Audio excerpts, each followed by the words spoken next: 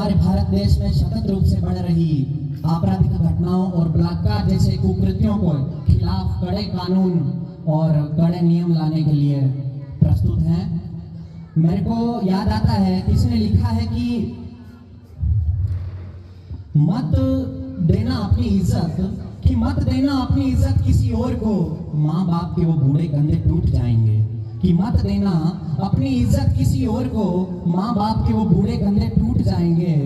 और यहाँ अपराधों को श्रेणियों में बांटा जाता है, वो नाबालिग बन के छूट जाएंगे। मैं शुरू होना चाहता हूँ। आप सभी से मेरा निवेदन रहेगा कि बीच बीच में जहाँ कहीं भी मेरी पंक्तियां आपके दिल को दस्तक दे, आपकी प्रतिक्रियाएं मुझ तक पहुंचे। मैं शुरू होना चाहता हूँ कि अरी बनेगा छंद मेरा अब जालिम की रक्त पिपासा का, अरी बनेगा छंद मेरा अब जालिम की रक्त पिपासा का, फांसी का कानून बना दो, छोड़ो हाथ दिलासा का। जब ऐसी घटनाएं घटित होती है तो एक बार अपनी आंखों के सामने उन दृश्यों को याद करिए जब दामिनी और डॉक्टर प्रियंका रेड्डी जैसी हमारे देश की होनहार बिटिया, जिन्होंने इन कुकृत्यों को झेला और अपनी जिंदगी गंवाई, तब लिखता हूं कि हौसी दरिंदों ने भारत की इज्जत को फिर से नोचा है, हौसी दरिंदों ने भारत की इज्जत को फिर से नोचा है, उड़ते परिंदों के पर काटे, इस पर सत्ता ने क्या सोचा है। कि एक बेटी को जिंदा जलाया जालिम संदसियारों ने, इंसाफ मांगती वो बेटी संसद के गलियारों से, इंसाफ मांगती वो बेटी संसद के गलियारों से। अब सत्ता की शमशीर निकालो, दो जवाब उनकी भाषा का, फांसी का कानून बना दो, छोड़ो हाथ दिलासा का।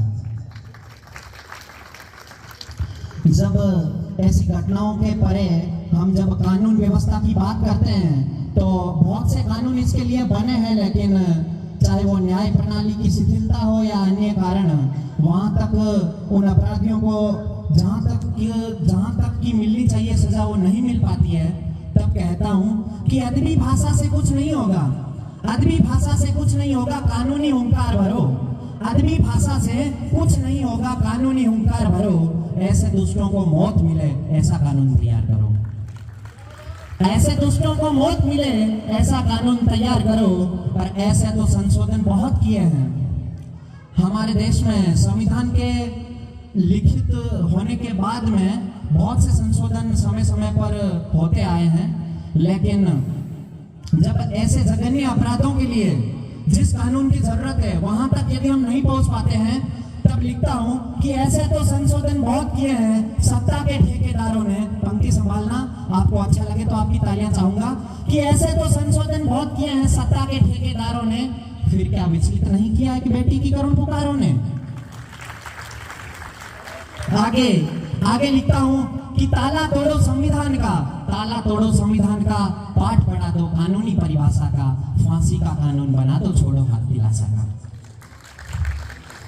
आप सभी के मन को देखते हुए आगे की पंक्ति अर्ज करना चाहूंगा कि कैंडल मार्च मौन व्रत, जब ऐसी घटनाएं घटित होती है तो जनता अपना गुस्सा निकालने के लिए, और जनता जितना कर सकती है, हम कैंडल मार्च निकालते हैं, मौन व्रत करते हैं, धरना प्रदर्शन होता है, लेकिन हम अपनी तरफ से करते हैं, लेकिन वो क्षतिपूर्ति वापस नहीं हो पाती है और उस पर रोकथाम नहीं लग पाती है, वो उन्मूलन नहीं हो पाता है, क्योंकि मोमबत्तियां तो और मिल जाती है साहब, लेकिन बैटियां नहीं मिल पाती है।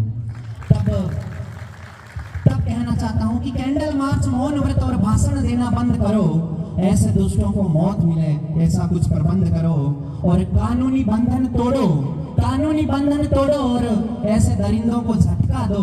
बेटी बचाना है भारत को तो साहब हथियारों को लटका दो, बेटी बचाना है भारत को तो हथियारों को लटका दो। जब ये कविता लिख रहा था तो दशहरा नजदीक था, तो मैं समाचार पत्रों में पढ़ता हूँ कि पहली साल 30 फीट का रावण बनाया गया। रावण को हमारे देश में बुराई का प्रतीक मानते हैं और हर साल जलाते हैं, तो 30 फीट का रावण बनाया गया, वो अगली साल जाके 40 फीट का हो गया।